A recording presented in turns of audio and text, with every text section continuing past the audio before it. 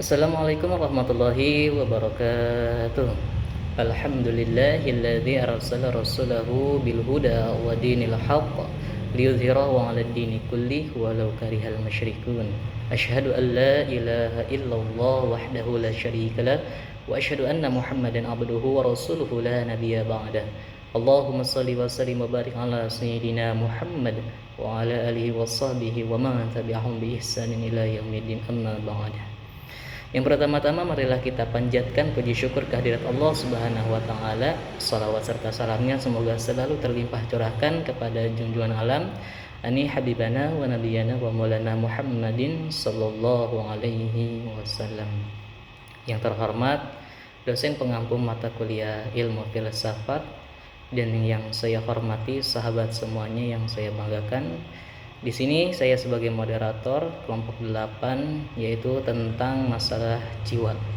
Baiklah, sebelum saya lanjut kepada materi yang akan disampaikan oleh kelompok saya, izin perkenalkan anggota kelompok saya, yaitu yang pertama ada saya sendiri, Cecep Raihan Ijatul Fikri, lalu ada Kak Fatia Sabilina Faiza sebagai pemateri yang pertama, lalu ada Kak Siti Rahmah sebagai pemateri yang keempat, lalu ada Kak Arif Hidayat sebagai pemateri yang terakhir atau keenam, lalu ada Kak Raja Al Fauzi sebagai pemateri yang ketiga, lalu terakhir ada Kak Mutia Zahra sebagai pemateri yang kelima. Baiklah, kita untuk mempersingkat waktu, marilah kita lihat pembahasan kepada pemateri yang kedua, yaitu kepada Kak Fatia Sabilina Faiza. Waktu dan tempatnya saya persilahkan. Baik, terima kasih kepada moderator yang telah memberikan kesempatan kepada saya untuk menjelaskan tentang jiwa dan raga. Pertama, jiwa dan raga adalah dua unsur penting dalam diri manusia. Jiwa adalah bagian non-fisik yang mencakup kepribadian, emosi, kesadaran, dan kepribadian. Sementara itu, raga adalah bagian fisik yang terlihat dan bisa disentuh. Keseimbangan antara jiwa dan raga sangatlah penting. Kalau jiwa kita tidak tenang, raga bisa ikut terganggu. Begitu juga sebaliknya. Hubungan pertama adalah jiwa memengaruhi raga. Contohnya, saat kita mengalami stres, tubuh bisa merespon dengan sakit kepala, sakit mah, atau bahkan cepat lelah. Hal ini menunjukkan bahwa kondisi psikologis bisa berdampak langsung pada kesehatan fisik. Selanjutnya, raga juga memengaruhi jiwa. Contohnya, kalau kita kurang tidur, kita jadi mudah marah, susah fokus, dan emosi tidak stabil, yang artinya kondisi tubuh sangat berpengaruh pada suasana hati dan cara kita berpikir. Dalam psikologi modern, hubungan timbal balik antara jiwa dan raga ini dikenal sebagai psikosomatis. Psikosomatis berarti kondisi mental dapat memengaruhi kondisi fisik, dan kondisi fisik dapat memengaruhi mental. Karena itu, menjaga jiwa dan raga secara seimbang sangat penting agar kita tetap sehat secara keseluruhan. Jadi kesimpulannya, jiwa dan raga saling terhubung, dan kita harus menjaga keduanya agar tetap seimbang. Dengan pikiran yang sehat dan tubuh yang terawat, kualitas hidup kita akan jauh lebih baik. Sekian dari saya, kurang lebihnya mohon maaf. Saya kembalikan kepada moderator. Oke, baik, terima kasih kepada Kak Fatia Sabilina Faiza yang telah memaparkan materinya yang begitu memuaskan bagi kita semua. Oke, alhamdulillah, marilah kita lanjutkan kepada materi yang selanjutnya, yaitu pemateri yang selanjutnya kepada saya sendiri yang tentang ilmu bersifat kealiman. Oke, baik, sebelum kita membahas tentang ilmu bersifat kealiman, marilah kita bahas dulu pengertian ilmu dan alim. Apa sih ilmu dan alim itu? Nah, ini pengertiannya dalam perspektif Islam, ya. Secara etimologis, ilmu berasal dari bahasa Arab, yaitu alima ya'lamu ilman, yang berarti mengerti, memahami, atau mengetahui secara mendalam. Nah, orang yang berilmu biasanya disebut dengan kata alim. Ini hubungan antara ilmu dan alim. Ilmu adalah pengetahuan yang kita miliki atau pengertian yang kita miliki, sedangkan alim adalah orang yang mengetahui, yang memiliki pengertian. Nah, dalam tradisi keilmuan barat modern, sains, ilmu pengetahuan seringkali dibatasi pada hal-hal fisik atau indrawi dan bersifat objektif, yaitu bebas nilai. Sebaliknya, dalam filsafat Islam, ilmu tidak hanya mencakup pengetahuan empiris dan rasional, tetapi juga pengetahuan yang bersumber dari wahyu, nakli, dan intuisi, yang melampaui batas-batas fisik. Disinilah letak sifat kealiman ilmu. Itu saja materi yang dapat saya sampaikan. Kita lanjutkan kepada materi yang selanjutnya, yang akan disampaikan oleh pemateri ketiga, yaitu kepada Kak Raja Al-Fauzi. Waktu dan tempatnya saya persilahkan. Assalamualaikum warahmatullahi wabarakatuh. Saya Raja Al-Fauzi. Di sini saya akan menjelaskan secara singkat tentang jiwa sebagai substansi. Menurut Sigmund Freud, Freud memandang bahwa jiwa bukanlah sesuatu yang berbentuk fisik atau materi. Jiwa tidak bisa dilihat, disentuh, atau diukur secara langsung. Namun, Freud menyebut jiwa sebagai substansi psikis, yaitu sistem mental yang bekerja di dalam diri manusia dan mempengaruhi cara berpikir, merasa, dan bertindak. Menurut Freud, substansi jiwa terdiri dari 3 bagian utama, yaitu id, ego, dan superego. Pertama, id adalah bagian paling dasar dari jiwa. Di dalam id terdapat dorongan-dorongan naluriah seperti keinginan, kebutuhan, dan hasrat. Id selalu menuntut kepuasan cepat tanpa mempertimbangkan aturan atau realitas. Kedua, ego. Ego adalah bagian yang berfungsi secara rasional. Ego bertugas menengahi keinginan id dengan kenyataan yang ada. Ego membantu kita mengambil keputusan yang realistis dan dapat diterima. Ketiga, superego. Superego adalah bagian moral dari jiwa. Superego berisi nilai-nilai, aturan, dan norma yang kita pelajari dari orang tua, agama, dan masyarakat. Superego mengingatkan kita tentang benar atau salah.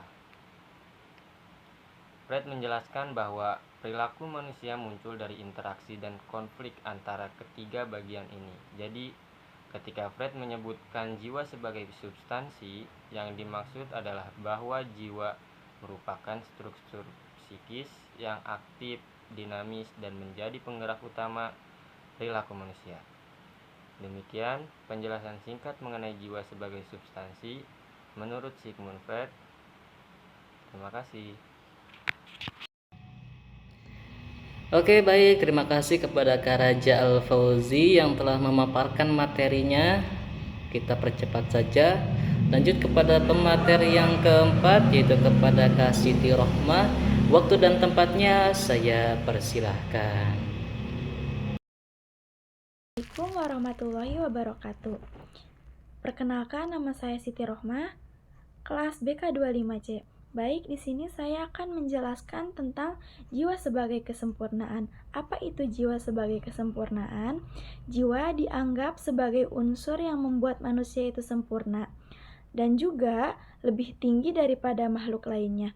Jiwa adalah sumber nilai, moralitas, dan tujuan hidup. Kualitas jiwa ini tercermin juga dalam beberapa pikiran yang bijaksana, akhlak yang baik, pengendalian diri, dan tanggung jawabnya. Masalah jiwa ini juga muncul ketika manusia menjauhi dari nilai-nilainya. Kesempurnaan ini, tanpa jiwa manusia hanya ada gitu secara fisik tapi tidak punya kehidupan batin. Maka ketika kita mengatakan jiwa adalah kesempurnaan, maksudnya jiwa adalah kesempurnaan itu, jiwa adalah unsur yang menjadikan manusia itu hidup, sadar, berakal, dan bermakna untuk dirinya. Tubuh dan jiwa kalau disambungkan itu manusia yang sempurna sebagai makhluk hidup. Cukup sekian dari saya, kurang lebihnya saya kembalikan kepada moderator. Terima kasih kepada pemateri yang keempat, yaitu kepada Kak Siti Rohmah. Kita lanjutkan saja kepada pemateri yang kelima, yaitu kepada Kak Mutia Zahra. Waktu dan tempat saya persilahkan.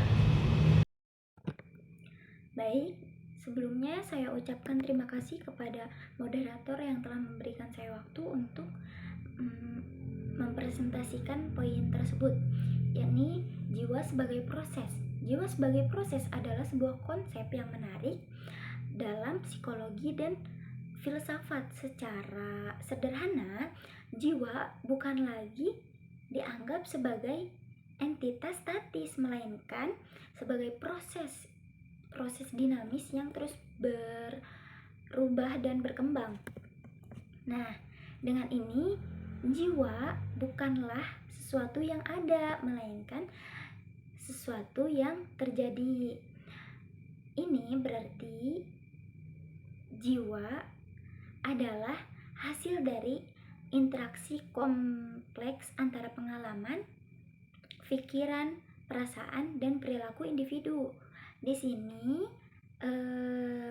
ada tiga aspek penting dari jiwa sebagai proses. Yang pertama itu dinamis, yang kedua interaktif, dan yang ketiga prosesual. Yang pertama dinamis yakni jiwa terus berubah dan berkembang sepanjang hidup.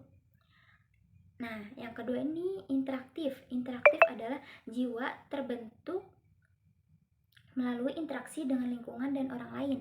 Nah, yang ketiga ini prosesual adalah jiwa yang adalah prosesual, yaitu jiwa adalah proses yang terus berlangsung, bukan keadaan statis. Baik, mungkin cukup saya kembalikan kepada moderator. Baik, terima kasih kepada pemateri yang kelima, kepada Kak Mutia Zahra. Kita lanjut saja kepada pemateri yang terakhir, yaitu kepada Kak Arif Hidayat.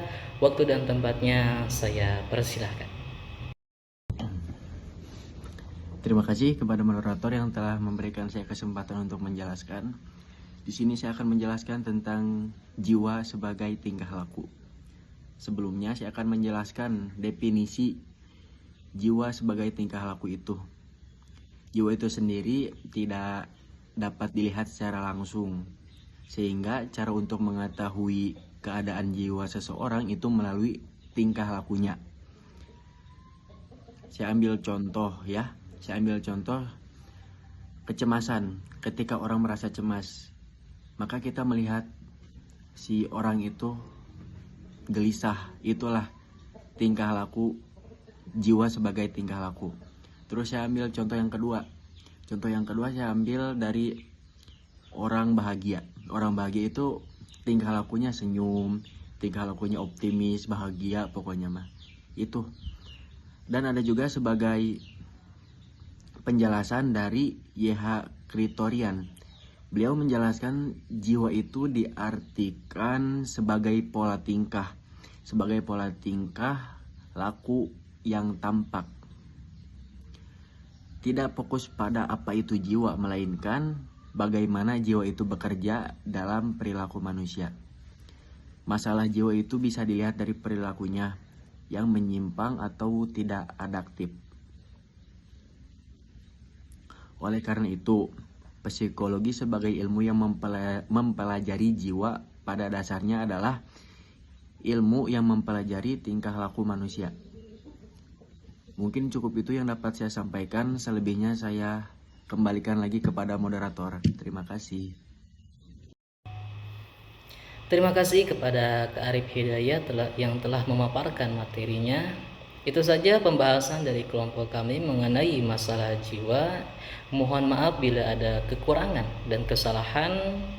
Terima kasih atas perhatian semuanya. Wabillahi taufiq wal hidayah. Wassalamualaikum warahmatullahi wabarakatuh.